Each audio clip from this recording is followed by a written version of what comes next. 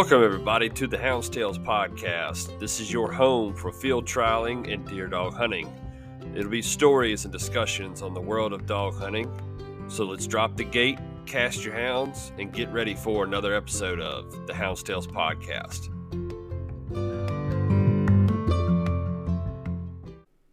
Welcome, everybody, to the Hounds Tales podcast. On this episode, I am joined by a good friend of mine. We have been hunting in the same town, county, neighboring clubs for our entire lives, Mr. Kyle Maschal.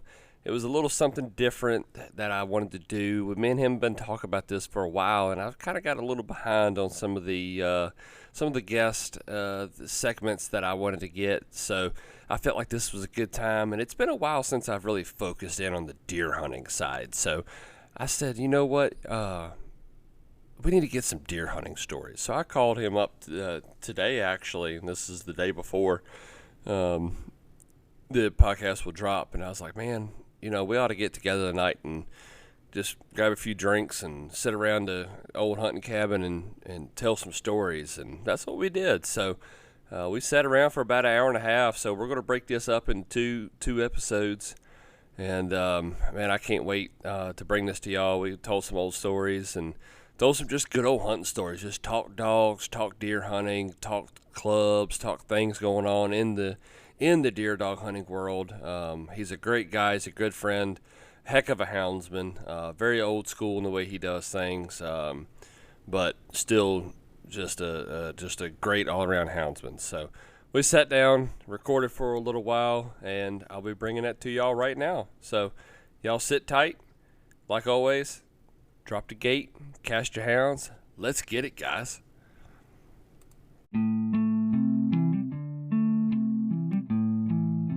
If you're listening to this podcast, you probably have a need for dog supply items such as Garmin products, bark collars, remote trainers, name tags, field trial and hunting dog supplies, supplements and first aid, dog fences, used and refurbished collars, and much, much more. Where can you go to get that? Outdoor Dog Supply. Outdoor Dog Supply is a leader when it comes to Garmin Tritronics trade-in program. They were one of the first Garmin dealers to start accepting Garmin buyback trade-ins toward purchases. Outdoor Dog Supply currently accepts both working and some non-working units.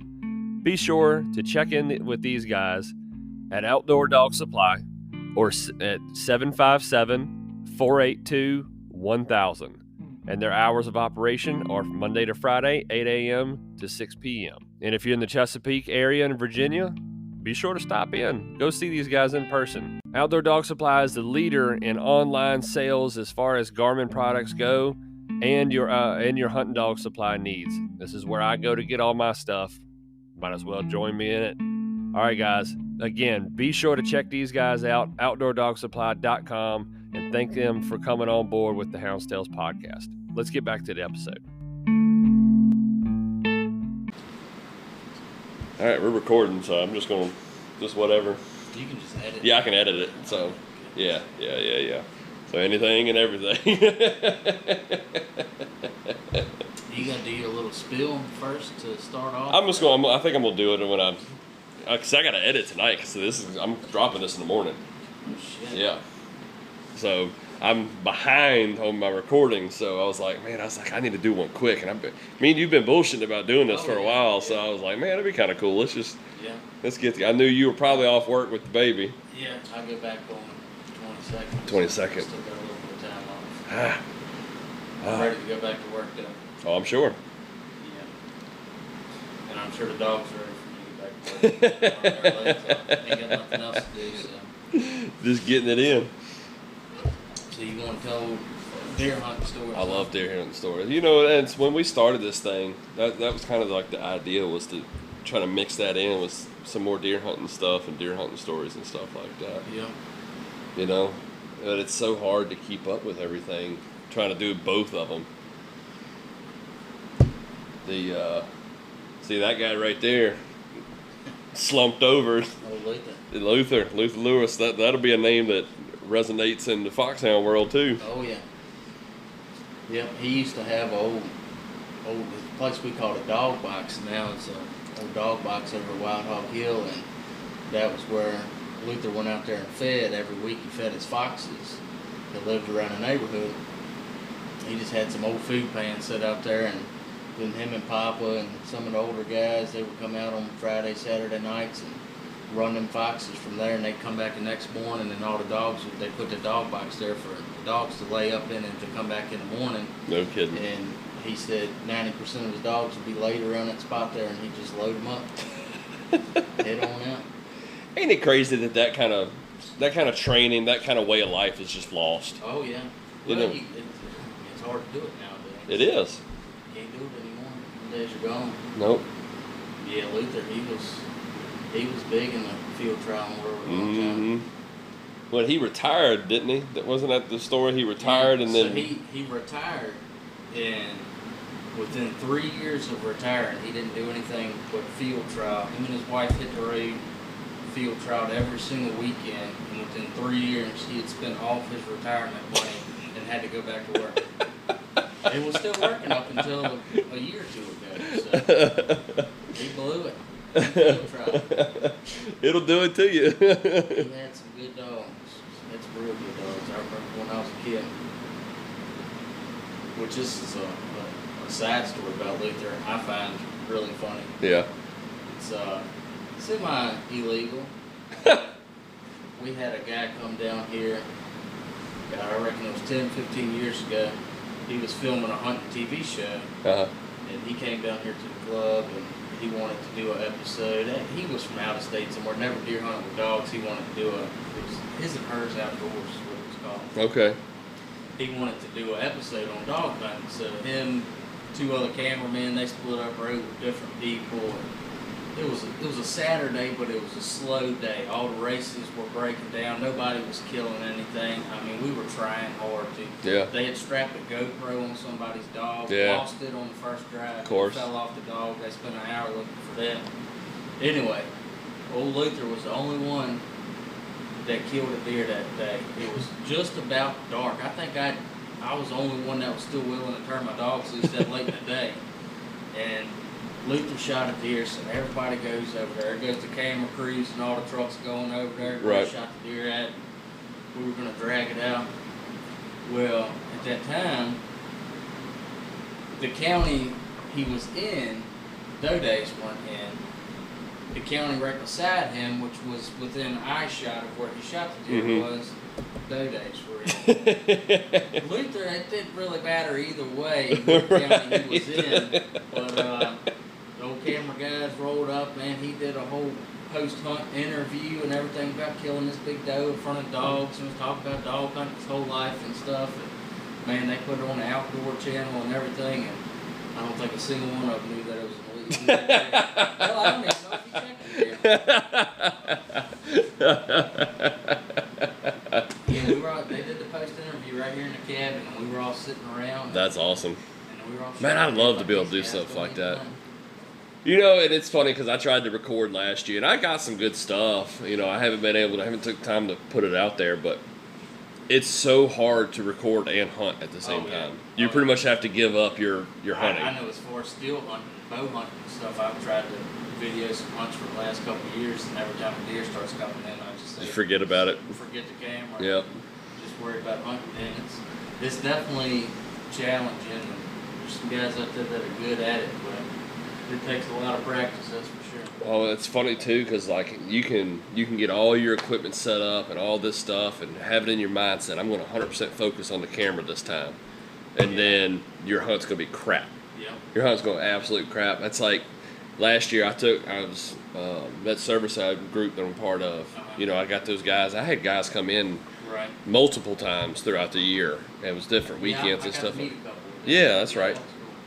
And one of the days, a guy came down, and it was crap. I mean, it was hot, it was dry, you know, it wasn't good running. Trying to show him a good time. And then the very next weekend, I had some other guys come from like western side of Virginia. They come over here and hunted. They're bear hunters, and they come over here. And I think those guys, I know the one guy had 3 different opportunities that he was shooting at deer The other guy shot once. That was 3 guys riding me at one time, and I had every single one of them got a shot out of deer that day. Oh, yeah. And the poor guy that rode the weekend before didn't get a single shot, barely even saw anything the entire time. That's my favorite. I like to take the guys down and say deer hunting with dogs is easy, man. It's so easy to kill people. They come down and deer hops across the road on them. You ask them why they didn't shoot at it, and they say, well, I didn't get a shot at it. That's the shot you get. That's right. That's what you got. You got to take what you get, buddy. But I was just thinking of something. I was looking over at that board, that bottom picture down there. Old Cecil with that albino deer. I know this story. Yep. That's the last albino deer that was killed around here, to my knowledge. Nope. There's been one since then? Oh, you did? Yep. Did it bring you bad luck? Yep.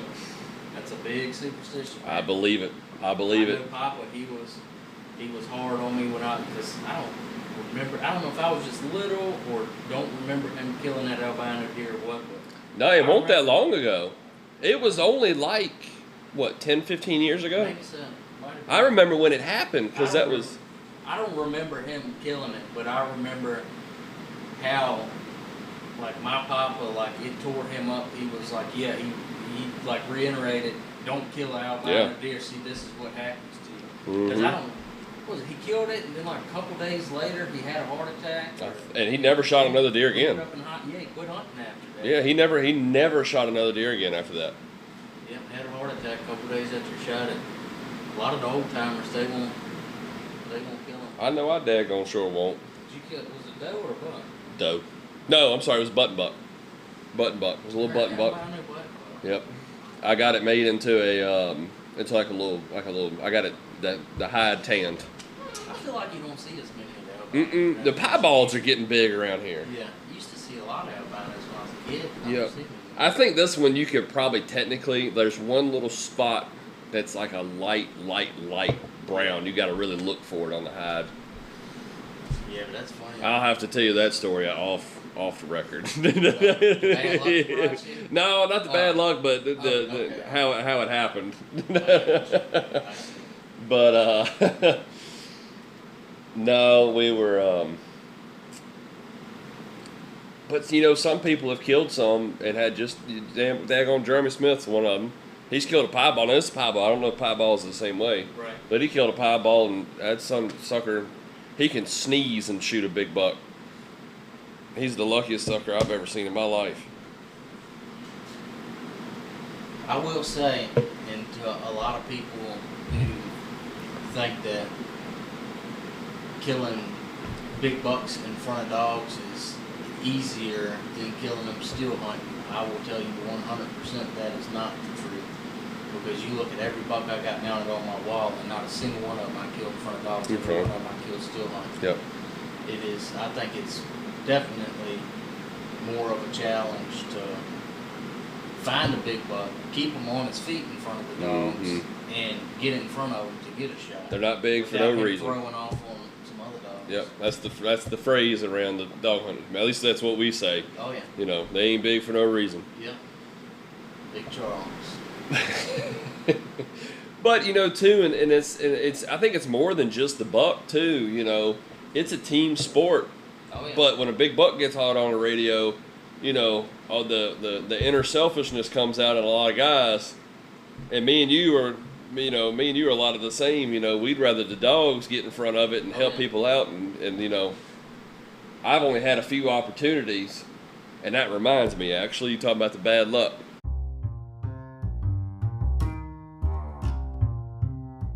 All right, ladies and gentlemen, I'd like to take a second real quick and interrupt the show and talk about Cajun Lights. They have jumped on board to support the Hounds podcast and the field trialing community.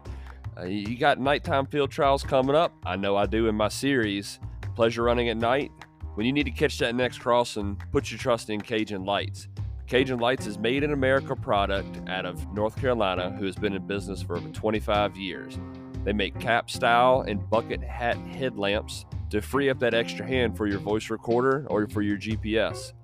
There are 3 main lights I want to focus on real quick. The first is the Micro Gator, which is the lightweight option. It has 4 brightness levels and 4 color options, including red for us field trialers. Rated at 50 to 60 hours of battery life on the highest setting, This is your flood style lamp that'll do really good for us out in the fields in the short brush and be able to help us get in front of those crossings. Next up is the Cajun Bayou, which is the next step up, and it includes the same number of colors and brightness levels, but it packs a much bigger punch on that brightness level so you can catch those crossings way down the path when you got a long road to cover. And last but not least is the top level Cajun Blinder. It has a main beam light with 4 levels of brightness and includes a walking light, and even with a light this bright, the burn life on it is rated at 5 to 6 hours on the highest setting. There's no chance of missing a dog with a light like this one, folks. All their lights come with a 2-year warranty and a lifetime labor warranty, and these guys are excited to get into our sport, ladies and gentlemen. So y'all be sure, if you see me at a hunt, come ask me about them. I'll have one of each of these lights on hand to show you and let you put it on your head and kind of experience it. Show these guys some love, guys. And y'all please go visit their website at CajunLights.com, and their phone number is 888-773-3080. Thank you, Cajun Lights, for all you do and for trying to get into this sport. Like I said, guys, let's show them some love. Let's get back to the show, guys. Here we go. The year after I killed that albino, it was one of the biggest damn bucks I've ever seen around here. I know horns shrink after you shoot, but I had enough time. We've been running this buck. I forget whose dogs had jumped it. And it boogered them. It boogered the dogs, if I remember right. I went and casted mine on them. They picked it back up and was running it. Took it through the Jeff place over there. And this was back before it started really growing, so you could really see really good. And I think it was Rooster was in there. And you heard pow, pow, pow.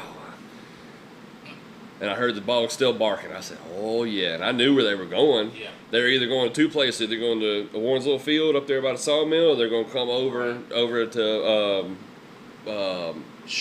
Mary Cat's house and cross right there in that bottom of that light pole. I said, all right, well, I'm going to start heading around that way. So I took off. Rooster got on the radio. Said, he said, guys, he's like, this is the biggest buck I've ever seen around here. I don't know where that buck even ended up. But anyway, I got over there, and here it comes. It's coming up to the path where we can shoot down there. And I mean, it's plenty of time for me to watch it. I'm sitting there, and it's coming on to me. Dick Franklin's Broncos.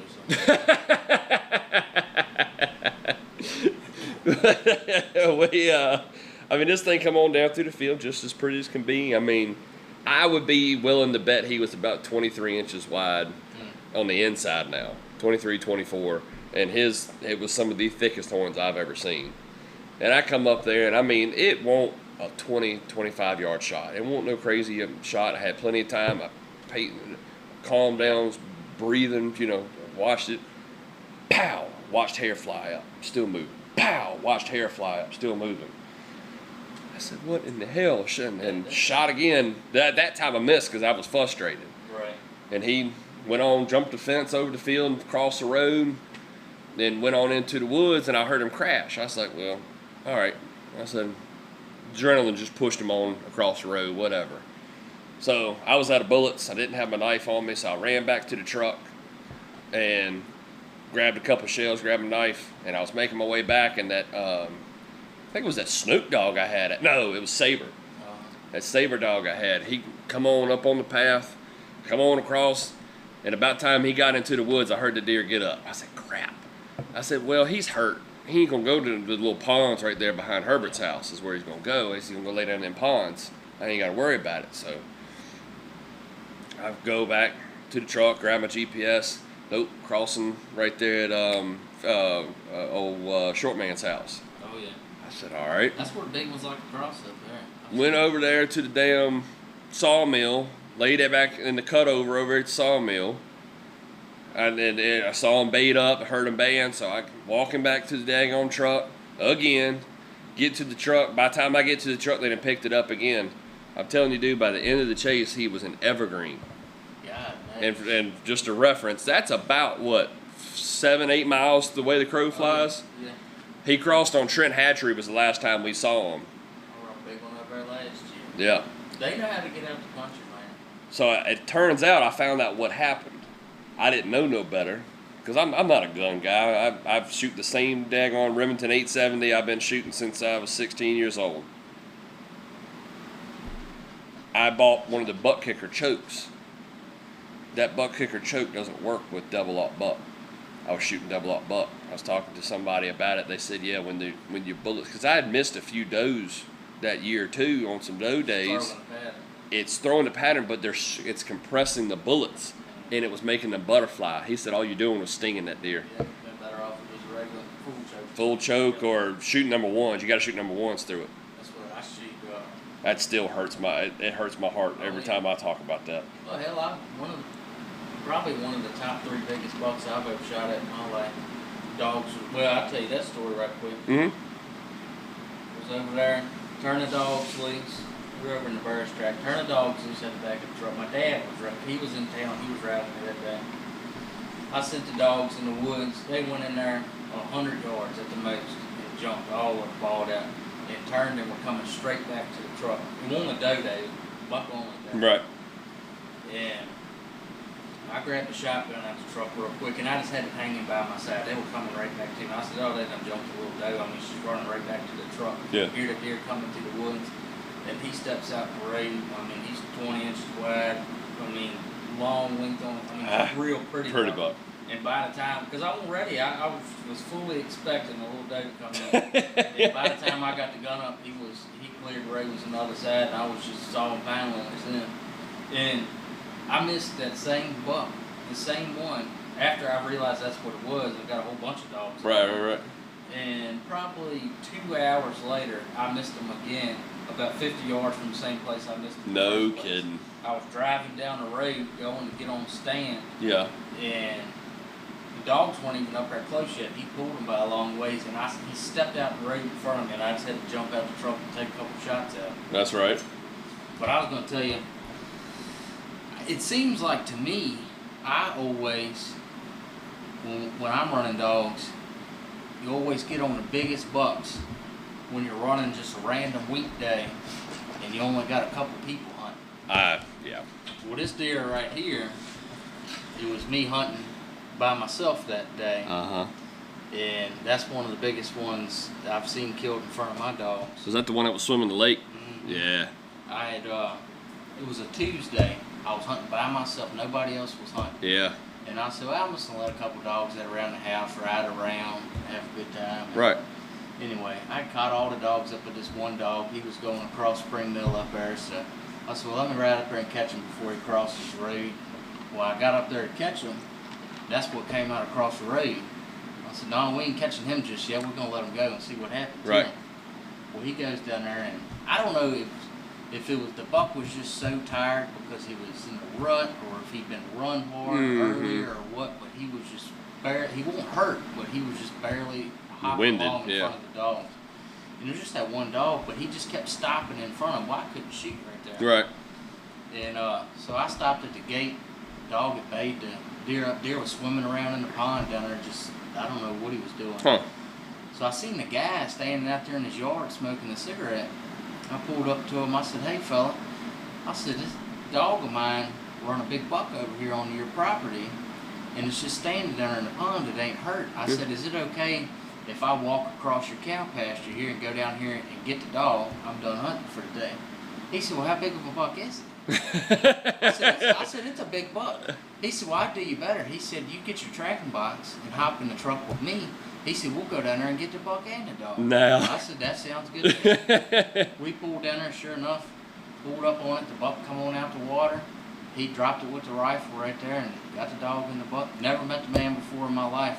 He said, take a picture of me with this dog and this buck here for you to have. I said, all right. I said, I'd like to, because ain't nobody going to believe Yeah, this right, story. right. Sure. And that dog had been, I bet that dog had been running that deer for 4 or 5 hours, and I was following the other dogs. Everybody was done by that point. Worried about what he was doing, And that pan probably had a whole new appreciation of dog hunting after that. And he jumped it right behind. I turned him loose at the house. He jumped that buck 100 yards behind my house. No right there, kidding. and I wasn't even hunting. I said, what the Ain't heck? that some shit? Damn. But I'll tell you a story of a deer here that we never shot to kill. Uh-oh. That the dog was running. Now, believe this or not, Cousin Travis, This was, oh God, this was 15 years ago. Mm-hmm. It hadn't snowed, but it had iced real hard. Right. The roads were just slick with ice. And I think I was riding with Papa that day, and I don't know whose dogs was running, whatever. Anyway, Travis was over at a place we call Cliff Tweedy's Pines, and me and Papa were headed around that way because that's where the dogs were going. So we get over there, we see Travis's truck parked in that spot, so we stopped because the dogs were coming right to him. And we sit there a couple minutes, the dogs stop barking, and we hear Travis down there hollering. Mm-hmm. We said, what the heck is Travis hollering at? Let's pull on down there. He must be trying to catch the dogs up. When we get down there, well, they were running a little buck, and he had come out to the road. Right. And when he hit that asphalt with the ice on him, he slipped and broke his leg. Oh, on no. the ice. And Travis was 14 years old probably, if that. Right. He done put the dog leash on the deer and hung it off to a pine tree there. Tied the deer off to a pine tree on the dog leash, and the deer's running around in circles around the pine tree, and he's looking up at me and Papa because the dogs was all around and he couldn't shoot it. Right. He was looking up at me and Papa, and Papa reached in the toolbox and got a hammer and went over and took care of it. Yeah, we killed that one that day. Never even shot the deer. Yeah. Broke his own leg when he hit the road. No kidding. See another one do that one time. But that's, Yeah. he didn't slip on ice. That buck was coming out to the road. And another guy was coming down the road. And he hit the road and he slipped and just laid there in the road.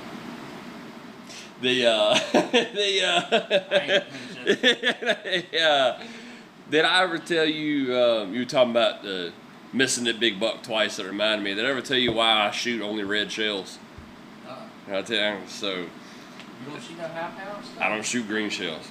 Oh, I don't shoot. No, them Remington shells are junk. I wouldn't shoot them. Yeah, I only shoot red shells. It's only the Winchesters. So. Well, I guess all the Winchesters are red. Now they don't make the blacks anymore. No, I think they still make blacks. The double X. Yeah, the double X's. Double X too. Yeah. Mm-hmm. Sometimes it seems like they. I got some last year and they were red. I guess they switched back. Maybe, I don't know. But this was over in the housing place over there by. Before I forget, if you need any number ones, Midway USA got them on super sale right now. I seen them on there the other day. No kidding. They got a bunch of 3-inch? Yeah, 3-inch. Oh Lord, I'm gonna go broke. Yeah, I'm gonna go broke. Like $10 them the other day. So in other words, I just need to get them from you. Yeah. Yeah. I got enough buckshot to Continental Army. But we were over in the housing place, and Dad's dogs were out. And you topping off? Yeah, top me off too. Appreciate it. And we're over at the hunting cabin, and we're enjoying a taste of a beverage, telling these stories. But we were over at the housing place, and Dad had his dogs over there. And that place, I don't know if have you ever hunted over there? Over by the hunting cabin, but it's so. I don't know much. Yeah, so that place is just loaded with deer. So Dad had a few of his dogs over there, and they were running. Right. So Dad had his pack, a couple dogs out, and they had jumped and was bringing one down to the bottom, down by the creek. And I was down there. I was poised. I was ready. I was standing right on and found me a daggone spot. And, I couldn't have been maybe 12, 13. So I was still young. You know, I was like 15. I had just gotten my 12 gauge. I was just starting to shoot a 12 gauge. And I didn't care what bullets was in it. You know, I just loaded up with whatever Dad had in the gun cabinet kind of thing. So anyway, here it comes. I hear it crashing through the lee. I hear it crashing through the cutover. It's coming on down. I'm like, all right, here it comes. We ready to go now. Thank you, sir. I said, this is it right here. Here comes a buck. I mean, it ain't no big buck. It's maybe a little scrubby 6-point, but I ain't never shot no buck before in my life. You know, I was a late bloomer on shooting bucks. I'm still a doe heathen. I love a damn doe deer. But I shoot, bow. I see it blow the dirt out from below it. Bow! Shooting dirt out from over top of it. Blew the leaves out behind it. 3 shots, all missed. I said, well, God darn it. I said, whatever. So I look down on the ground, there's 3 green shells. So I pick up them green shells, put them in my pocket. And I 6 shot at them, I didn't. No, it was just regular old green, just buckshot. So anyway, I reach in my other pocket, I reload the gun. This was back when you could only have 3 in the chamber. So I just reached down in my pocket and load them in there. And then I hear this other dog. It was his old, the old Bobby Labonte dog Dad used to have. The old Bobby Labonte dog.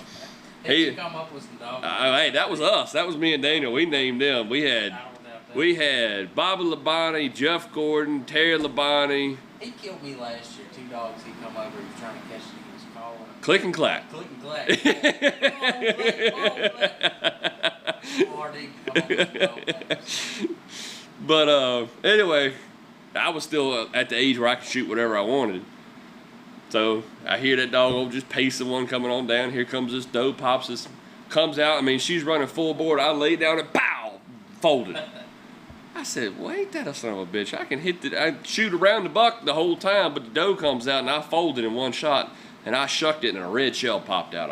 And I'm superstitious. I said, never again will I shoot these green shells. We're going to take a quick second here and interrupt this episode and let you all know about our friends over at Southern Hound Hunting Magazine. Do you enjoy reading stories from houndsmen across the country? Diving into real-life experiences out there in the woods with working hounds of every kind? Deer dogging, bear dogging, hog dogging, small game dogging, you name it, the Southern Hound Hunting Magazine has it. And it's bringing it to you page after page while also spreading a positive image of this beautiful sport that we all love. Be sure to sign up today, and for just $15 a year, you can have quarterly magazines filled with nothing but dog hunting sent right to your door. Check them out today at southernhoundhunting.com and get in the hunt.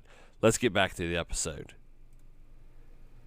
Yeah, them Remington shells ain't worth it. It don't make any sense to me, but I pattern my Remington. I've always shot a Remington shotgun. Mm-hmm. And I've tried them Remington shells out of it, and Winchester shells have always shot. Yep. That don't make any sense. I don't make Remington, yep. I'm a 870. I've had that 870 since I was 15 years old, and I've always, ever since that day, I've always shot nothing but red shells, nothing but Winchesters. I got 1187 on my sheet. I love it. But that's funny. Yeah. Now, let me tell you about the first deer I ever killed here and what happened to me. Oh, this Lord. This is a funny story. So I was riding with Cotton. Mm-hmm. And we were over here at the long field. Dogs was running. He done put me on the stand. Yeah, I was probably 75 yards from him or so. This first deer I killed running dogs. First deer I killed muzzle. Anyway, this first one running dogs. I don't know, maybe 8, 10 years old. I had a little 410. Well, dogs was running, coming right to me. I'm shaking in my britches leg. Here comes this big old doe, runs out on me, looked like a horse. I mean, probably still the biggest doe I've ever shot. I mean, she was humongous. Right. Run right out on top of me, 20 yards from me. Well, I get to popping on her with that 410, hit her, knock her to the ground. Well, that gun only held 2 shells in it. Right. Well, after I shoot them 2 shells, she's still moving around a little bit. Yeah. I'm fumbling around in my pocket. I got to get another one in there. Well, next thing you know, instead of putting another 410 shell in the gun to go on and finish the deer off, I done pulled a tube of chapstick out my pocket and stuck it in the gun while I was shaking.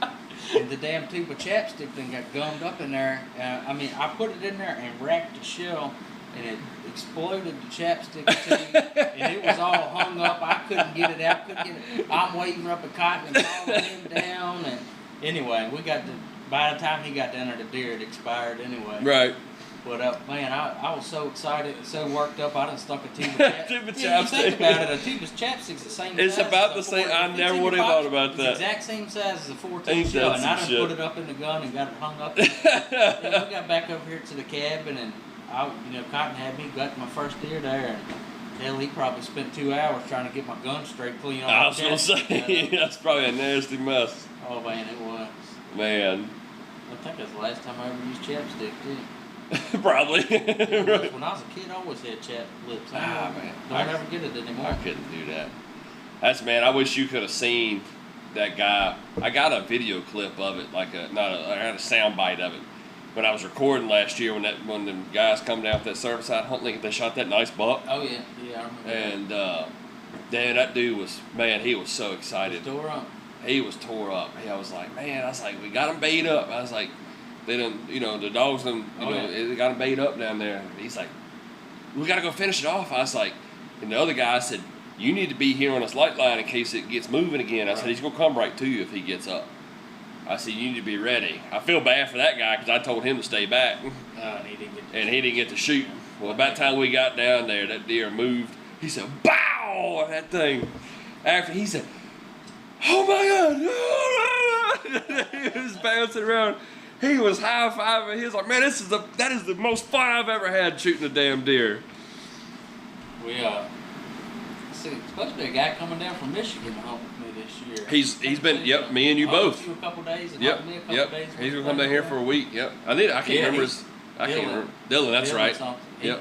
He's excited. Ain't it Chapman? Is that right? No, not Chapman. It's a last name I cannot pronounce. Yeah, that's it's right. A very northern last name, Castell or. Yeah, that's it's got right. An X in it. Yeah, it's got something crazy. I don't know how to say it, but anyway, I can't wait, man. He's supposed to be coming down.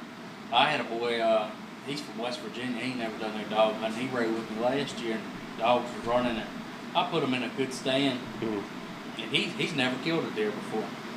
And a buck came hit by him down there. He come running back up to the truck and said, man, them dogs are running a nice buck. I said, why didn't you shoot at it? He said, oh man, he said it was too far away. He said I couldn't shoot. He said he just stopped and looked at me. I said, well, how far was it? And he pointed at a little cedar tree over there that was down the road from us. It was maybe 50 yards from us. Mm-hmm. And he was using my shotgun, which I've killed him 70, 80 yards. Right. I said, dude, you could have killed that deer right there. I should have told you how far. He thought, he didn't think a shotgun could shoot anywhere, but he didn't understand. But man, I wish he'd have killed that buck. I think somebody ended up getting it. But I try to take a couple people out.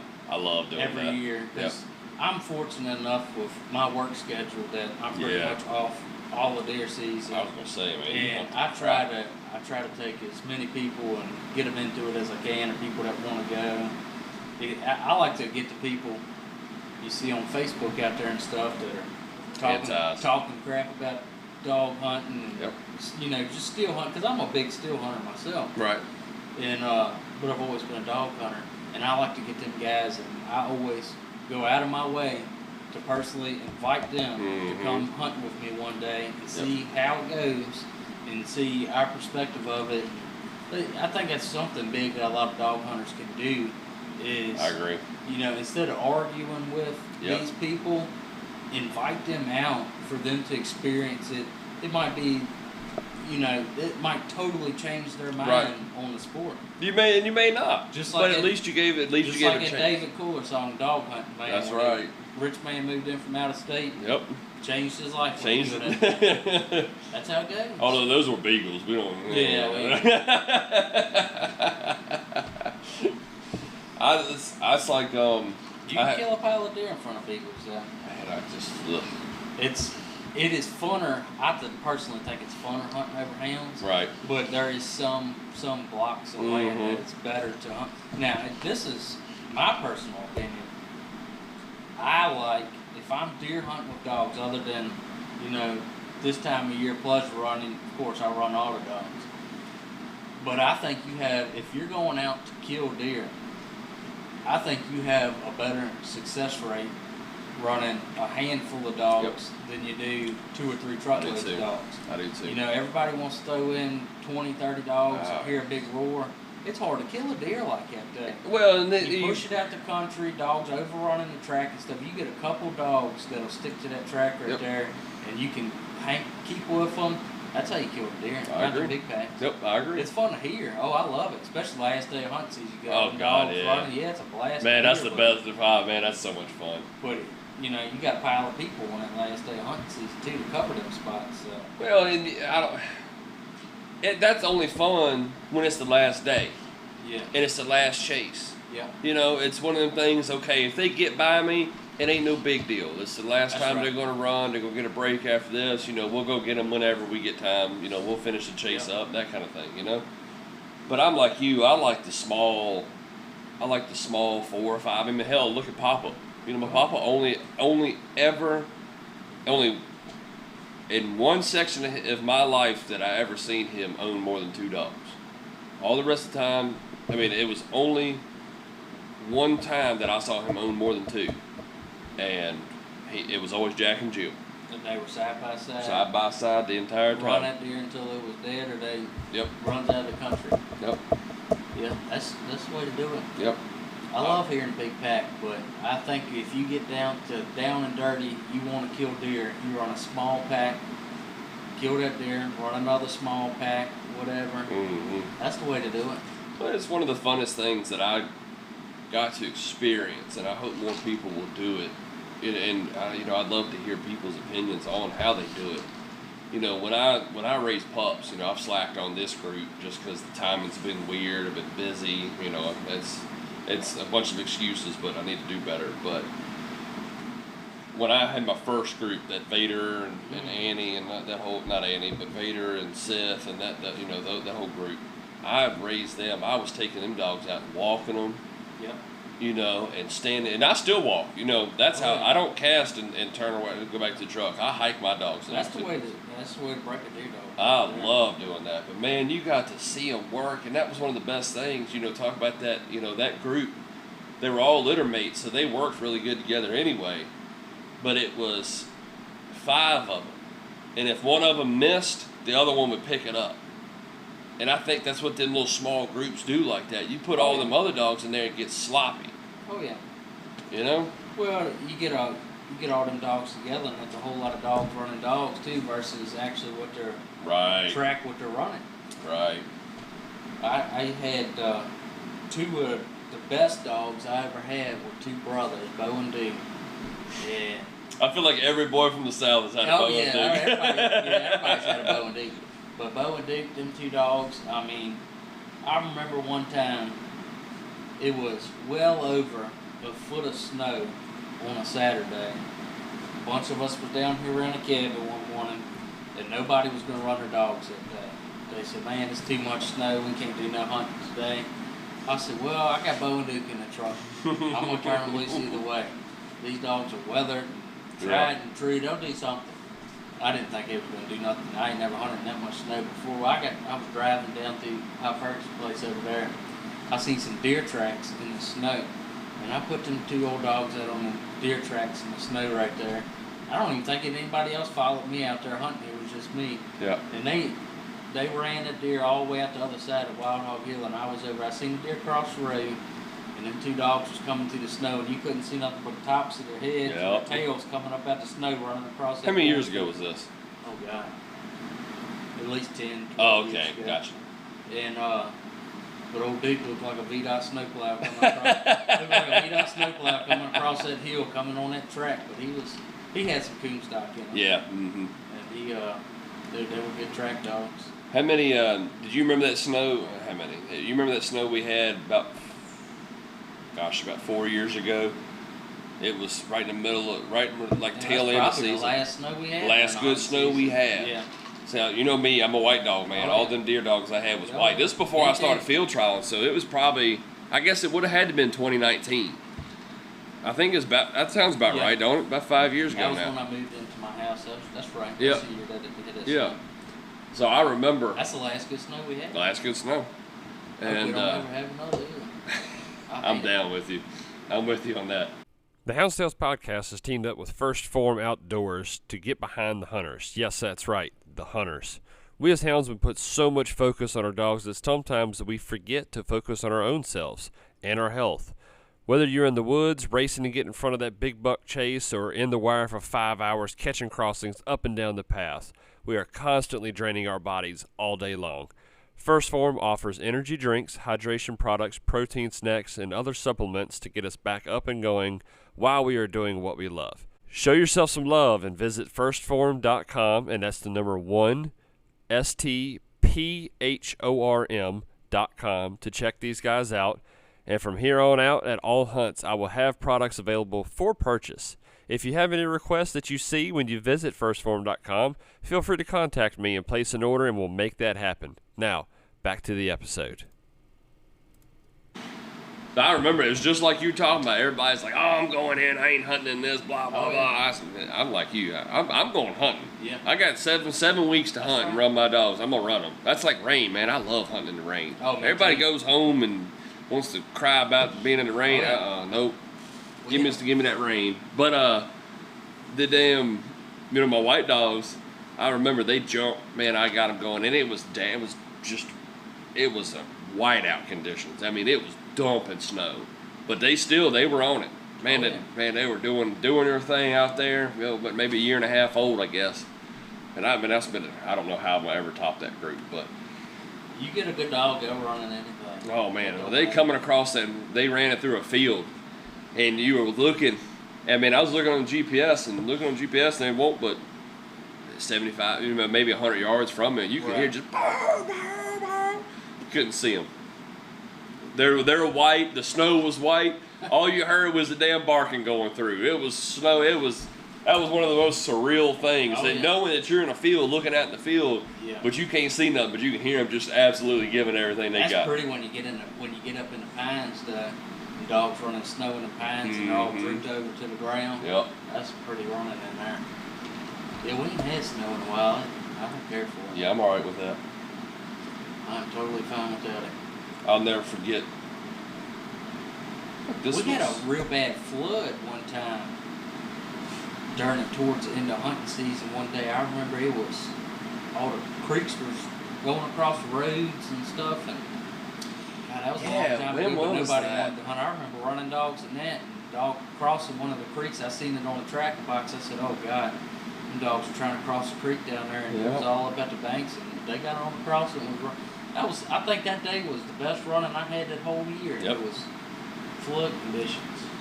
I remember. Now I might not get out the truck and do a whole lot of hunting when it's like that, but I'm gonna run the dogs. No, see, I'm stupid. I'll sit out there and let it just absolutely downpour on me. I don't care. Boy, it was like, man, it poured down like that one of them last veteran hunts we had. Yes. Yep. I remember. We didn't do that again. Me and the boy that was with me were down there at the end of the oak tree road, and we walked off in that bottom there. You know how many dogs was out running that day. It was dogs running everywhere. That was the last chase, pouring down rain. Me and him standing down there on a creek. Yeah. He got his gun ready. He said, "Which way are the dogs running?" I said, "Bo, I don't have any idea. You look that way, and I'm gonna look this way, because all you could hear was the echo of the dogs running and the rain beating." Yeah. I had no idea. Where they were going. You could tell they was pretty close. Right. But They were coming. No idea which way they were. I love it. We got to do that again. Oh yeah. That was a lot of fun. That's one I'll never forget. You know what we ought to talk about before we get too far is the hunt we did after AJ passed. Yeah. That was cool. Yeah, I liked it. AJ, he was my best friend, and he loved dog hunting. Yeah. He lived for it. I guess it was a Saturday morning after he had passed. Mm-hmm. He had liver failure, and we had all of us from both of our clubs had gathered together in one spot and turned all of our hounds loose together and had a big chase in memory of AJ. And, man, that was a good time. That was pretty too. Old heavy dude, he was a funny dude. He was one of them ones. Every deer he shot at was the biggest buck he ever shot at. And he always said, I hit him hard, knocked him down, hit him hard. They run that deer 20 more miles, but he done hit it hard. Hit it hard. Every single time. He didn't have the meat, but he done hit it hard, knocked it down. No, I'll never forget. I think it was either the year he passed or the year before. I think it was the year he passed. It was early in the season before when he was still, his health had kind of spiked in the good direction. And one of the days I was off during the week, and I got on the radio, and nobody in Reedy Creek was out. So I flipped it up to County Line. I said, well, anybody out at County Line? AJ answered, yeah, I just saw a big old buck over here. It's probably a spike. I said, all right. I said, he get something going. I said, all right, I said, who turning loose on it? He said, ain't got nobody got dogs out here. I said, I got a box full, Bo. I said, where we bumping them? He said, come to the church. I said, all right. He passed, so I can say this. He can't get in no trouble now. Yeah. So I can get in trouble, but oh well. He said, I said, where do I need to dump them? He said, pull up right behind the church. Oh, yeah. He said, send them right in that direction. I said, can we dump right? He said, oh, yeah. I said, all right. Hey, it's a whole lot of old dog hunters from this club buried right there. So I'm sure they enjoyed it. So. I said, all right. I turned around and dumped the whole box. They hit the track. I said, AJ, we can cast right here. He chuckled and got in the truck and drove away. I said, oh, crap. I said, well, we done what we done now. Yeah. Oh, that's funny. But that was one of the cooler things I thought that we've done as clubs uniting like that. Oh, yeah. You know, that was pretty neat. You know, that's one thing about dog hunting is that everybody is friends, gets along, and you know, we really enjoy the fellowship part of it just as much as. I mean, that's like his hunting cabin here. Yep. I have just as much fun hanging out here with the guys as I do out there hunting. Yep. And just telling stories. Yep. Half of them bullshit. Shooting a bull and telling old stories. I mean, I love it so much. I got a tattoo with a hunting cabin on my arm right there. I never noticed that. Yep. That's pretty cool. All right, ladies and gentlemen, thank y'all so much for joining me on this episode. We're going to pick this back up next week and finish out the rest of this conversation. I hope y'all enjoyed it as much as I did recording it. And like always, guys, happy hunting. We'll see y'all next week.